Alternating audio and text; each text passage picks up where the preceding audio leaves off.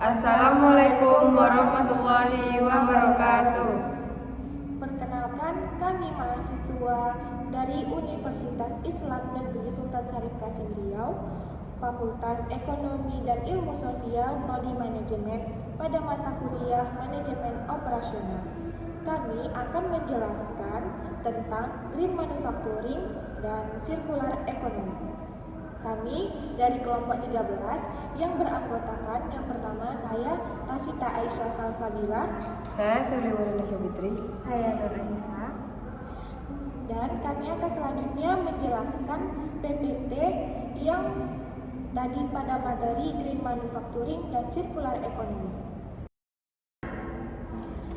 Sebelum kita melangkah lebih jauh, mari kita bedah terlebih dahulu peta perjalanan presentasi kita hari ini. Pembahasan materi ini kami bagi menjadi 3 pilar utama. Yang pertama, dari aspek konseptual dan teori. Di sini kita akan mengeksplorasikan secara mendalam dasar-dasar akademik dari ekonomi hijau, sirkular ekonomi, dan 3R, yaitu reduce, reuse, dan recycle. Yang kedua, dari aspek aplikasi dan integrasi. Kami akan membedah implementasi nyatanya melalui studi kasus korporasi global seperti IKEA. IKEA mengkaji bagaimana konsep ini terintegrasi dalam manajemen operasional harian, serta bagaimana langkah-langkah taktis ini berkontribusi langsung pada agenda global SDGs PBB.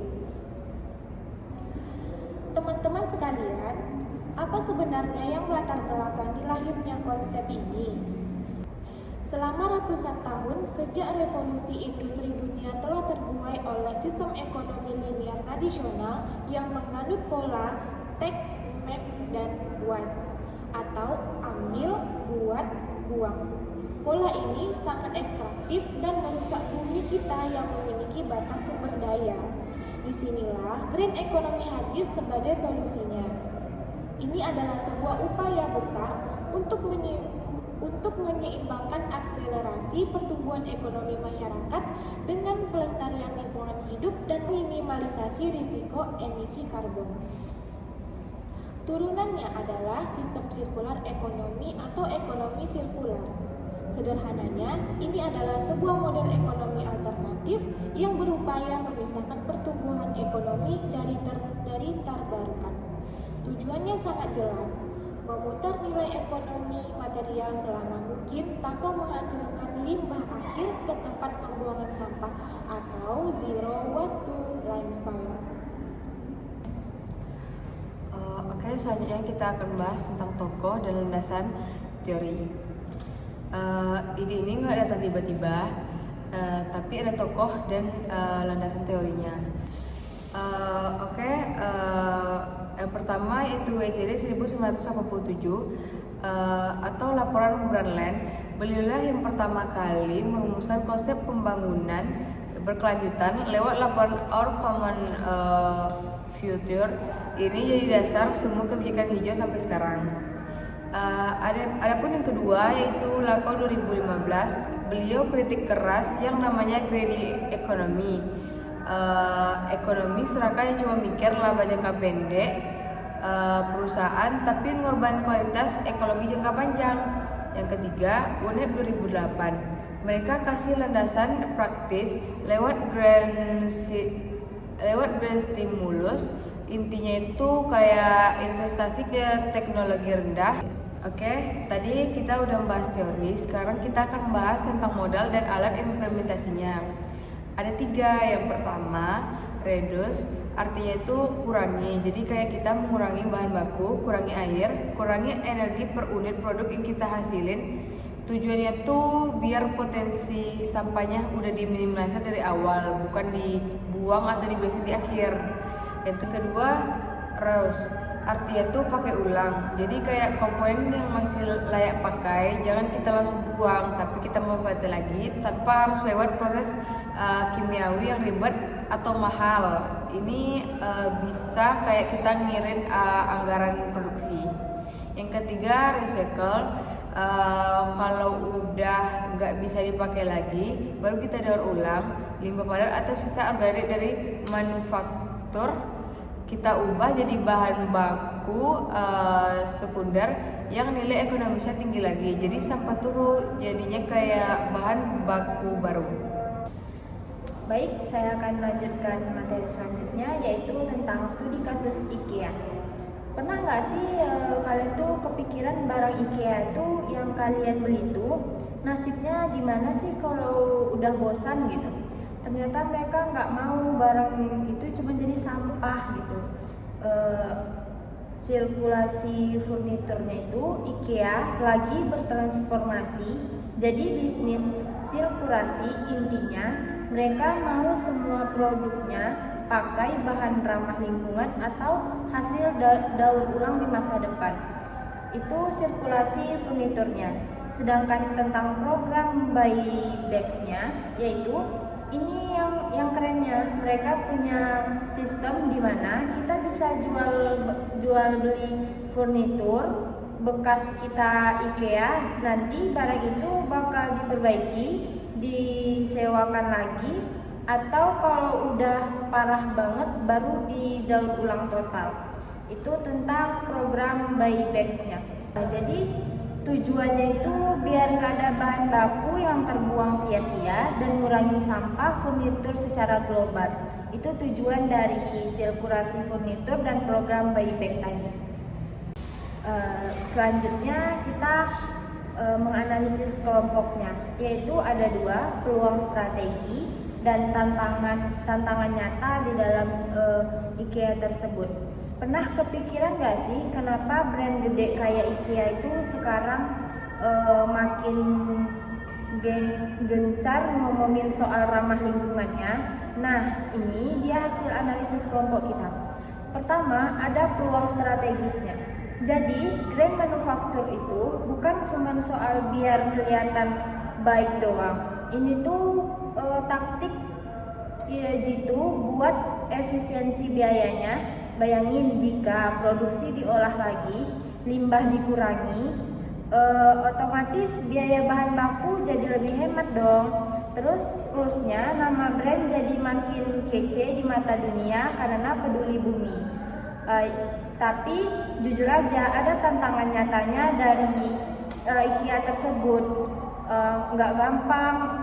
Masalah utama itu tuh di modal. Teknologi hijau itu mahal banget di awal, terus aturannya belum terlalu matang, dan kita masih butuh lebih banyak orang ahli yang paham teknis di lapangannya. Baik, selanjutnya kita akan bahas tentang konektivitas global SDGs. Kalian tahu gak sih kalau pabrik sekarang nggak cuma mikirin untung, tapi juga harus peduli sama bumi. Nah, ini ada 3 koneksi utama operasi industri dengan target dunia atau SDGs. Yang pertama, SDG 8 dan 9 atau ekonomi dan inovasi. Intinya, industri harus bikin ekonomi naik tapi tetap ramah lingkungan. Caranya dengan buka lowongan kerja yang hijau atau green jobs, kayak tempat-tempat yang hijau bisa jadi, atau pakai infrastruktur yang modern serta berkelanjutan. Lanjut, kita ke SDG 12 atau konsumsi dan produksi bertanggung jawab.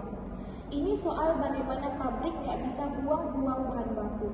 Mereka pakai sistem closed loop supply chain, jadi barang yang sudah dipakai konsumen diusahakan bisa didaur ulang lagi, masuk ke rantai pasok produksi minim sampah. Oke, yang ketiga ada SDG 13 atau nama lainnya tindakan iklim. Fokusnya ke pengurangan emisi karbon. Industri harus aktif melakukan dekarbonisasi dan mencegah limbah biar enggak memperparah perubahan iklim. Setelah kita membahas green manufacturing dan circular economy tadi, ternyata konsep ini penting. Mengapa konsep ini penting? Mengapa konsep ini penting? Jawabannya singkat, yaitu ada tiga alasan. Yang pertama, keterbatasan sumber daya, model linear, atau bisa dibilang ambil buat buang. Itu nggak bisa selamanya, bahan baku bumi terbatas. Kalau terus dikuras ya habis. circular ekonomi, mastiin ekonomi tetap jalan tanpa ngurus bumi. Yang kedua, tekanan lingkungan, sampah industri, emisi karbon, pencemaran itu udah jadi krisis global. Konsep ini ngasih solusi dari hulu, desain produk biar nggak jadi limbah. Yang ketiga yaitu daya saing bisnis, kayak konsumen tambah investor global sekarang malah milih brand yang hijau. Jadi ini bukan biaya ya, tapi investasi buat reputasi dan efisiensi jangka panjang. Apa dampaknya jika tidak diterapkan? Kalau tidak diterapkan, dampaknya itu ada 3 faktor. Yang pertama dampak lingkungan, ekonomi, dan sosial. Sedangkan dampak lingkungannya dapat kita lihat dari sumber daya alam makin habis, TPA cepat penuh, emisi karbon naik, perubahan iklim makin parah, bumi jadi parah, jadi over. Dan kedua, dampak ekonominya. Perubahan bakal kena biaya mahal, biaya mengolah limbah, biaya denda lingkungan, bahan baku makin langka, jadi harganya semakin naik. Daya saing global juga turun karena nggak lolos standar ekspor hijau kayak CBAM Eropa. Dan ketiga, ada dampak sosial, lapangan kerja green jobs nggak kebuka dan masyarakat sekitar pabrik itu kena dampak polusinya, jadi rugi 3 kali lipat lingkungan, ekonomi, dan sosial. Dan bagaimana kita menerapkannya di Indonesia? Di Indonesia sudah mulai jalan, tapi masih bertahap. Contohnya, kebijakan pemerintah sudah punya peta jalan ekonomi sirkular nasional untuk tahun 2025 hingga 2045. Fokusnya ke 5 sektor: makanan, minuman, tekstil, konstruksi, plastik, dan elektronik. Yang di bidang industri, contoh nyata kayak semen pakai limbah jadi bahan alternatif, atau Danone Aqua yang program bijak berplastik buat daur ulang botol. Yang ketiga, di bidang UMKM, banyak UMKM batik atau kerajinan yang pakai limbah jadi produk baru. Tantangannya masih di level pilot project, belum masif karena infrastruktur daur ulang dan edukasi konsumen masih kurang. Jadi PR kita bareng-bareng sekarang. Apa sih tantangan implementasinya? Tantangannya real, tapi bisa dipecah jadi tiga sesuai tantangan nyata-nyata tadi. Pertama, model dan teknologi, investasi awal buat mesin hijau, sensor load, atau panel surya itu gede. Banyak perusahaan bikin program di awal. Sedangkan regulasi dan ekosistem, yaitu aturan mainnya belum 100% jelas. Infrastruktur daur ulang, bank sampah, reserve logistik juga belum sematang di Eropa. Yang ketiga, SDM dan mindset, yaitu ini paling berat, tapi mengubah mindset jadi lebih penting produksinya. Jadi yang lebih penting tuh kayak berkelanjutan butuh waktu, tim butuh training skill baru, konsumen juga mau pilih sampah, tapi tantangannya yaitu kayak bisa dibilang sebagai peluang bisnis baru buat yang berani duluan maju.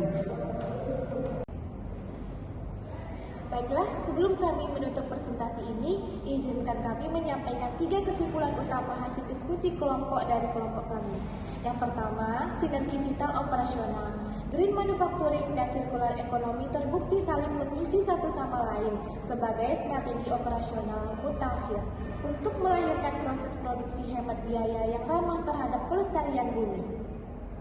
Yang kedua, kekuatan model 3R, yaitu mengaplikasikan taktis instrumen, reduce, reuse, dan recycle terbukti menjadi garda terdepan dalam meminimalkan limbah dan memaksimalkan masa pakai material secara signifikan.